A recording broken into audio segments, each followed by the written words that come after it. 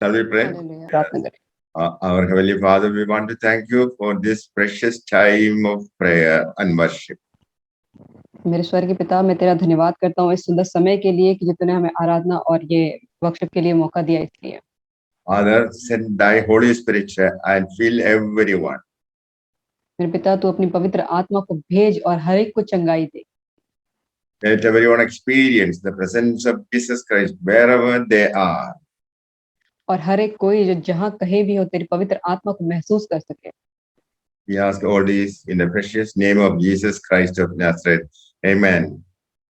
ये सारी प्रार्थना हम अपने प्रभु यीशु नासरी के नाम से चाहते हैं। आमीन। Today's meditation is based on Acts chapter 16, verses 31 to 34. आज का जो वचन है वो प्रेरितों के काम उसके 16 अध्याय और 31 से 34 तक है। Verse 31, they replied, believe in the Lord Jesus and you will be saved, you and your households. और 31 में लिखा है, उन्होंने कहा, प्रभु यीशु मसीह पर विश्वास कर तो तू और तेरा घराना उद्धार पाएगा। Paul and Silas were imprisoned because they preached the word of God, and a demon-possessed girl was delivered. और इस कहानी में है ये पौलुस और सिलास जो एक थे जो कैदी उन्हें जेल में रखा गया था क्योंकि वो प्रभु यीशु का प्रचार कर रहे थे और उन्होंने एक लड़की को जिसमें शैतानी शक्तियां थी उसे निकाला। And they put them in the inner cell of the jail and fastened their feet in the stocks. और उन्होंने पौलुस और सिलास को जेल के अंदर बंद कर दिया और जंजीरों से उनके पैरों को बांध दिए थे। About midnight, Paul and Silas were praying and singing hymns to God. और आधी रात को पौलुस और सिलास जो थे वो परमेश्वर की आराधना कर रहे थे, उसके लिए एक भजन गा रहे थे।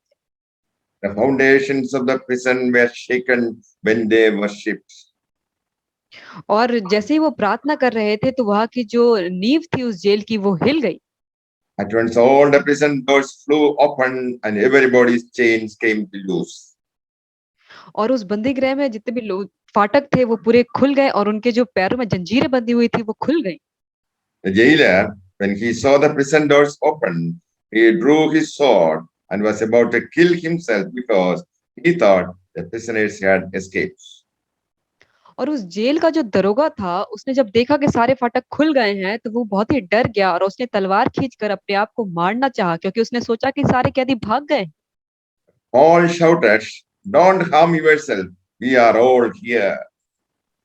तब पौल ने चिल्लाकर कहा कि तू अपने आप को नुकसान मत पहुंचा क्योंकि हम सब यहीं पे हैं।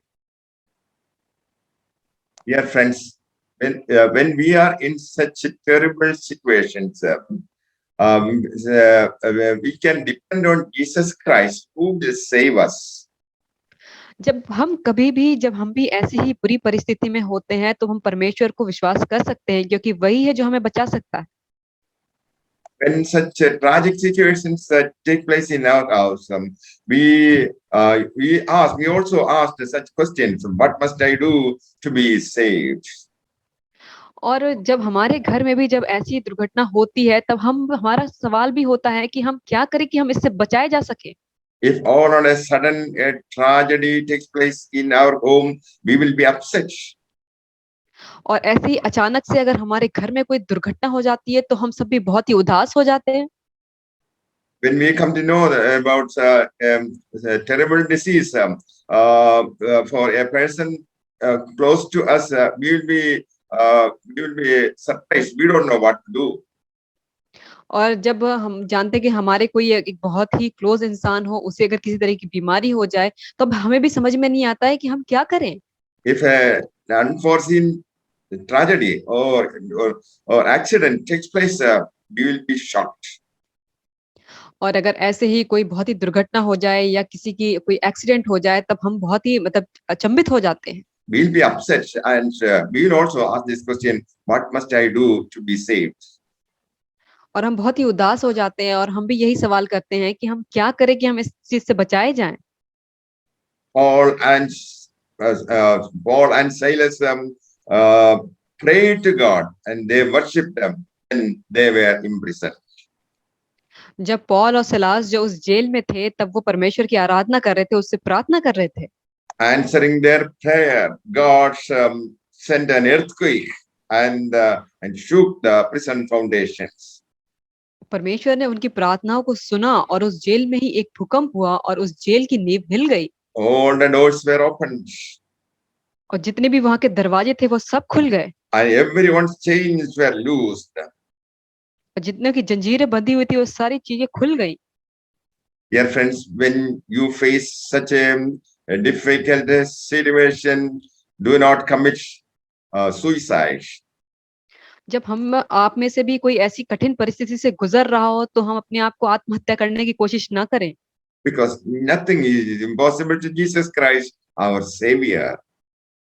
क्योंकि कुछ भी हमारे उद्धारकर्ता जो हमारा उद्धारकर्ता उसके लिए कुछ भी असंभव नहीं है। The jailer was about to commit suicide. जब उन्होंने देखा कि ऐसी चीजें हो रही हैं तो वहां का जो दरोगा था वो अपने आप को आत्महत्या करना चाह रहा था। He asked him to believe in Jesus Christ. तो उन्होंने कहा कि तुम परमेश्वर में विश्वास रखो। So whatever be the problem that you face today, that can be solved by Jesus Christ. आज की परिस्थिति में हम जो कुछ भी समस्या से जूझ रहे हैं वो प्रभु यीशु के लिए वो समस्या का समाधान मिल सकता है। Jesus is Almighty. परमेश्वर जो है बहुत ही दयालु परमेश्वर है। So there is a danger of living without Jesus Christ. जब हम बिना प्रभु यीशु के जीते हैं तो वो जीवन बहुत ही खतरनाक होता है। Because if you live without Jesus Christ, you don't know what to do in such situations. क्योंकि जब हम प्रभु के बिना जीते हैं तो ऐसी परिस्थिति में हमें समझ नहीं आता है कि हम क्या करें, Because you have no savior or comforter. क्योंकि हमारे पास कोई भी उद्धारकर्ता नहीं है, कोई भी हमारे पास नहीं है जो हमें सहानुभूति दे सके। Paul and Silas asked the jailer not to kill himself. Paul और सिलास ने उस दरोगा से कहा तुम अपने आप को मत खत्म करो। Paul and Silas were physically bound. क्योंकि पौल और सिलास थे वो क्या होते शारीरिक रूप से बंधे हुए थे। Most of the people in this world are spiritually bound by evil spirits.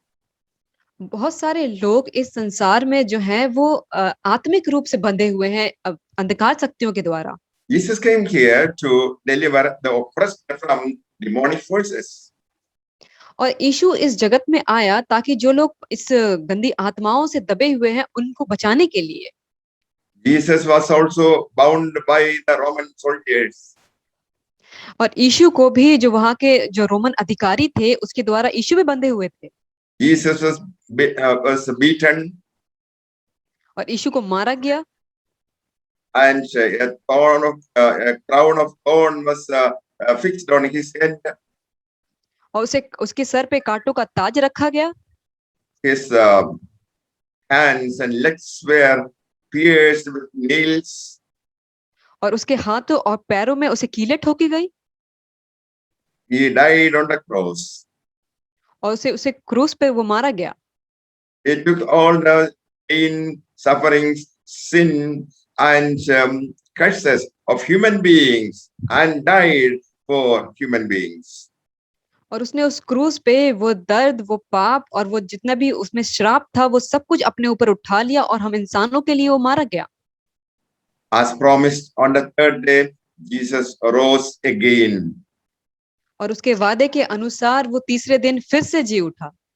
The grave could not hold Jesus Christ. वो जो उसकी कब्र थी वो भी उसे पकड़ के नहीं रख पाई। Jesus broke all shackles and came out victoriously. यीशु ने सारे बंधनों को उसने तोड़ दिया और एक विजयी रूप से बाहर आया।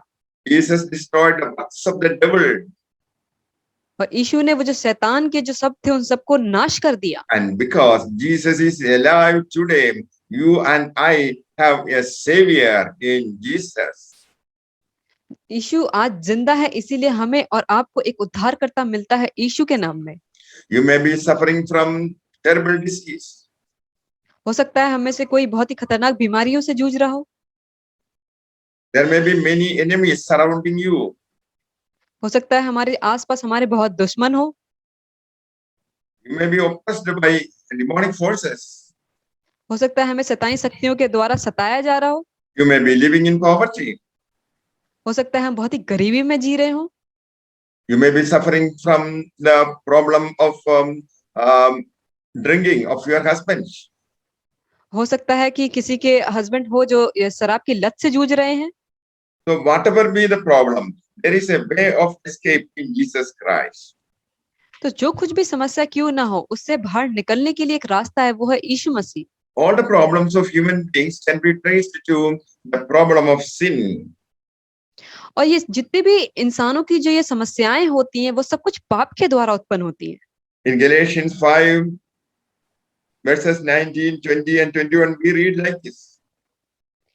गलतियों उसका 5, उसका 19 और 20 में हम देखते हैं, The acts of sinful nature are obvious: sexual immorality, impurity, debauchery, idolatry, witchcraft, hatred, discord, jealousy,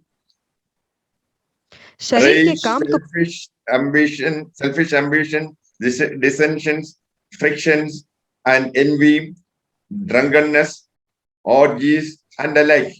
I warn you, those who live like this will not inherit kingdom of God. गलतियों उसका 5 अध्याय 19, 20, 21 देखते हैं। शरीर के काम तो प्रकट हैं, अर्थात व्यभिचार, गंदे काम, लुचपन, मूर्ति पूजा, टोना, बैर, झगड़ा, ईर्ष्या, क्रोध, विरोध, फूट, विधर्म, डाह, मतवालापन, लीला क्रीड़ा और इसमें और जैसे और काम है, इसके विषय में तुमने पहले से कह देता हूं, जैसा पहले कह चुका हूं कि ऐसे ऐसे काम करने वाले परमेश्वर के राज्य के वारिस न होंगे। Anyone who is practicing such things will not be allowed to enter the kingdom of God. अगर हम में से ये सारी चीजों को अगर कोई करता है, तो वो परमेश्वर के राज्य में प्रवेश नहीं करेगा। So if the drinking habit of your husband is creating problems, you bring it to Jesus Christ. Jesus will deliver him. अगर किसी के पति हैं जो इस शराब की लत से अगर परेशान है, अपने परिवार को परेशान कर रहे हैं, तो आप उसे परमेश्वर के पास लाइए, वो उसे छुटकारा देगा। I remember the testimony of one of my students, Rakesh. मुझे याद है कि मेरा एक छात्र था राकेश, उसने एक गवाही दी थी। Rakesh was poor in his studies. Rakesh जो था बहुत ही खराब था अपनी पढ़ाई में। He told me his father was a drunkard. उसने कहा कि मेरे पिता बहुत ही शराब पीते हैं। He was creating all problems in his house. और वो बहुत तरह की समस्याओं को पैदा करते हैं उसके घर में। There was constant quarrel between his mother and father. और उसके पास बहुत ही मतलब वाद विवाद होता था उसके और उसके पिता में। Because every day he comes by drinking. क्योंकि वो हर दिन जब घर आते थे, वो शराब पीकर आते थे। In that environment, Rakesh was not able to concentrate on his studies. और इन सब चीजों की वजह से राकेश जो था वो अपनी पढ़ाई में ध्यान नहीं दे पा रहा था। He repeatedly failed in the university examinations. और वो लगातार अपनी परीक्षाओं में, जो स्कूल की कॉलेज की परीक्षाएं थी, उसमें फेल हो रहा था। One day I shared the good news to him. और एक दिन मैंने उसे एक सुसमाचार को सुनाया। And gave him a copy of the New Testament. मैंने उसे एक कॉपी जो नए नियम की है उसे दी। I also counseled him. और मैंने उसे समझाया भी। After 1 week, he reported that there is peace at home. और एक हफ्ते के बाद उसने बताया कि अभी उसके घर में बहुत ही शांति है। He also reported that he could concentrate on his studies. और उसने ये भी बताया कि अब वो अपनी पढ़ाई में बहुत अच्छे से ध्यान दे पा रहा है। The environment was changed. और उसने जो आशीष जो उसने वो ग्रहण की। Because this boy accepted the lordship of Jesus Christ and prayed to Jesus Christ. और ये सब इसलिए हुआ क्योंकि उस बच्चे ने यीशु मसीह को अपने उद्धारकर्ता के रूप में ग्रहण किया और उससे प्रार्थना की। Then he passed the university examination and he told me that God gave him a job. और जब उसने यूनिवर्सिटी एग्जाम्स को पास कर लिया, तब उसने बताया कि उसे यीशु ने एक अच्छी नौकरी दी है। So Jesus can change the drinking habits of a person. इसीलिए यीशु जो है वो शराब की लत को भी छुड़ाने वाला परमेश्वर है। The Bible says if you believe, you and your family will be saved. वचन बाइबल कहता है कि अगर तुम विश्वास करोगे तो तुम और तुम्हारा परिवार बचाया जाएगा। My friend, are you ready to give your life to Jesus Christ? क्या आप तैयार हैं अपने जीवन को प्रभु यीशु को देने के लिए? The jailer accepted the Lordship of Jesus Christ, and he and his family was saved. उस दरोगा ने अब परमेश्वर पर विश्वास किया, उसने उसके परिवार ने भी विश्वास किया और वो परमेश्वर के द्वारा बचाए गए। There was a professor working with me in a college. एक प्रोफेसर थे जो मेरे साथ ही कॉलेज में काम करते थे। He was a drunkard. वो भी शराब पीते थे The money earned was spent for liquor. और जो भी वो कमाते थे वो सब कुछ शराब में ही दे देते थे। He had no surplus money to spend for his family. और उनके पास इतना भी पैसा नहीं बचता था कि वो अपने परिवार के खर्च चला सके। He was disappointed, और वो बहुत ही दुखी था, but he was not able to come out of the addiction of drinking. और वो बहुत ही मजबूर था कि उस शराब की लत से वो बाहर नहीं आ पा रहा था। One day, while he was going through a street, he saw a group of people worshiping Lord Jesus Christ. और एक दिन वो ऐसे ही रास्ते से गुजर रहा था तो उसकी नजर एक समूह पे पड़ी जो परमेश्वर की उपासना कर रहे थे। He went there and attended the meeting. और वो उस जगह पे गया और उस प्रार्थना सभा को उसने अटेंड करा। There he surrendered his life to Jesus Christ. और वहां उसने अपने आप को परमेश्वर के आगे समर्पण किया। And on that particular day, he was able to come out of the addiction of drinking. और उसी दिन से वो उस शराब की लत से उसे छुटकारा मिला। He and his family was relieved by Jesus Christ. वो और उसका परिवार यीशु के नाम में उसे आजादी मिली। He began to witness Jesus Christ all over India. और वो अब परमेश्वर का प्रचार करता है इस पूरे जगत में। My dear friends, Jesus is alive. The same Jesus can change your situation. और यीशु आज भी जिंदा है और वो आपकी परिस्थिति को आज भी बदल सकता है। Whatever be the sickness that you are experiencing in your body, that can be healed by Jesus Christ. और जो कुछ भी बीमारी, जो कुछ भी कमजोरी आप अपने शरीर में महसूस कर सकते हैं वो परमेश्वर के द्वारा चंगा किया जा सकता है। And the Bible says, if you believe in Jesus Christ, your name will be written in the book of life in heaven. और बाइबल बताती है कि अगर आप परमेश्वर पर विश्वास करते हैं तो आपका नाम उस जीवन की पुस्तक में लिखा जाएगा। In Revelation, we read, anyone whose name was not written in the book of life was cast into the lake of fire. प्रकाशित वाक्य उसका 20 अध्याय 15 में लिखा हुआ है, और जिस किसी का नाम जीवन की पुस्तक में लिखा हुआ ना मिला वह आग की झील में डाला गया। That is the danger of living without Jesus Christ. यही वो खतरा है अगर हम प्रभु यीशु के बिना जीते हैं तो। The most important thing in Christian life is that our name should be written in the book of life. हमारे एक मसीह जीवन में एक जो सबसे महत्वपूर्ण बात है कि हमारा नाम जो है वो उस जीवन की पुस्तक में लिखा होना चाहिए। We must believe that Jesus died in our place on the cross. और हमें ये हमेशा याद रखना चाहिए कि उस क्रूस पे वो हमारी जो मृत्यु थी वो प्रभु यीशु ने ले ली। All over the world, the good news is being preached for the last 21 centuries. और सब पूरे जगत में इस 21वीं सदी में परमेश्वर का जो प्रचार है पूरी जगत में हो रहा है। Why? Because it is a very important news. और ये क्यों हो रहा है? क्योंकि ये बहुत ही महत्वपूर्ण ये समाचार है। Everyone should listen to the gospel. और हर एक को परमेश्वर के सुसमाचार को सुनना चाहिए। If you are unwilling to accept the Lordship of Jesus Christ, then you will be cast into the lake of fire according to the Bible. और बाइबल बताती है कि अगर हम में से कोई भी असहाय होता है कि परमेश्वर को अपना उद्धारकर्ता स्वीकार नहीं कर पाता है तो उसे आग की झील में डाल दिया जाएगा। Lake of fire is also called the hell. और जो ये आग की झील है उसे नरक ही कहते हैं। Hell is a place set aside for Satan and his associates. और जो नरक जो जगह होती है वो शैतान और उसके साथियों के लिए होती है। If human beings instead of obeying the commandments of God follow the devil, they will also end up in hell fire. अगर हम में से कोई प्रभु यीशु मसीह के वचन मानने को छोड़ के अगर हम शैतान के पीछे चलते हैं तो वो लोग भी उसमें The unbelievers may not see anything dangerous in his lifetime, और जो अविश्वासी होते हैं हो सकता है कि उन्होंने कोई भी खतरा नहीं देखा हो अपनी जिंदगी में, but the future of unbelievers is dangerous. लेकिन जो उनका भविष्य है अविश्वासियों को वो बहुत ही खतरनाक है। Dear friend, we all need to come to Jesus Christ, who can save us from the lake of fire. हम सबको प्रभु यीशु मसीह के पास आना चाहिए क्योंकि वही है जो हमें उस आग की झील से बचा सकता है। So people can be delivered from the clutches of unholy spirits when they believe in Jesus Christ.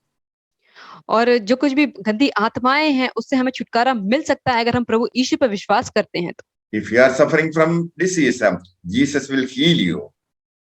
अगर हम किसी बीमारी से होके गुजर रहे हैं तो परमेश्वर हमें चंगा कर सकता है। Dear friends, there is hope in Jesus Christ हमें प्रभु यीशु में उम्मीद मिलती है because Jesus is a living God. क्योंकि परमेश्वर जो है वो एक जीवता परमेश्वर है। Jesus died in our place for our sins. यीशु जो मरा वो हमारी जगह पे मरा, हमारे पापों के लिए मरा। Can you surrender your life to Jesus Christ? क्या हम अपने आप को प्रभु यीशु के आगे समर्पण करने के लिए तैयार हैं? Then you pray as follows. तो आप प्रार्थना करें जैसा मैं करता हूँ। Lord Jesus Christ, I thank you Prabhu for Yeshu, sacrificing your life for me on the cross. प्रभु यीशु मैं तेरा धन्यवाद करता हूँ कि तूने उस क्रूस पे मेरे लिए अपनी जान को दिया इसलिए। I believe that you died for my sins and curses. मैं ये विश्वास करता हूँ कि तू मेरे पाप और अपराध के लिए तू मरा। Jesus, I believe that you are alive. प्रभु मैं विश्वास करता हूँ कि तू आज भी जिंदा है। Lord Jesus Christ, come and live in the throne of my heart. मेरे पिता मैं प्रार्थना करता हूँ तू आ और तू मेरे हृदय में तू वास कर। Jesus, I accept you as my Lord and Savior. प्रभु मैं तुझे अपना परमेश्वर अपना उद्धारकर्ता स्वीकार करता हूँ। Lord Jesus Christ, thank you for forgiving all my sins and trespasses. मेरे पिता परमेश्वर मैं तेरा धन्यवाद करता हूँ कि तूने मेरे हर एक पाप और अपराध को तूने क्षमा किया। Lord Jesus Christ, I thank you for accepting my prayer. मेरे पिता धन्यवाद करता हूँ कि तूने मेरी इस प्रार्थनाओं को ग्रहण किया इसलिए। Amen. Amen. आमीन आमीन।